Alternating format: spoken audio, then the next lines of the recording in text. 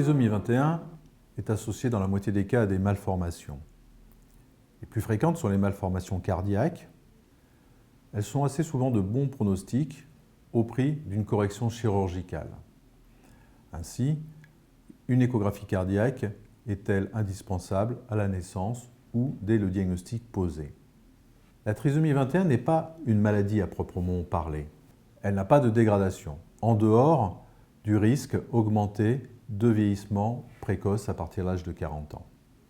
Toutefois, la trisomie 21 augmente le risque d'un certain nombre de pathologies, de complications médicales qui ne sont pas spécifiques, mais qui peuvent prendre un aspect particulier du fait des difficultés chez ces personnes, du ressenti, de la douleur, du mal-être, de la conscience de leur corps et de leur expression. Ainsi, devant des troubles présentés par la personne, dégradation de son état de santé, des troubles du comportement, il ne faut pas considérer que c'est naturel, mais il faut faire des examens dans le but de rechercher la cause, car il peut y avoir un traitement, ce qui sera bien entendu bénéfique à la personne. Je ne vais pas faire une énumération de toutes les complications possibles, aussi je me bornerai aux plus fréquentes.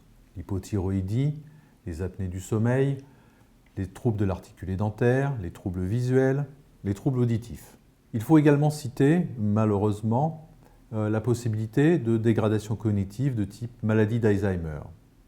Si celle-ci n'est peut-être pas plus fréquente que dans la population générale, néanmoins, elle survient 30 à 40 ans plus tôt, donc à partir de l'âge de 35 à 40 ans, en général entre 50 et 65 ans, et elle semble concerner environ la moitié des personnes porteuses de trisomie 21.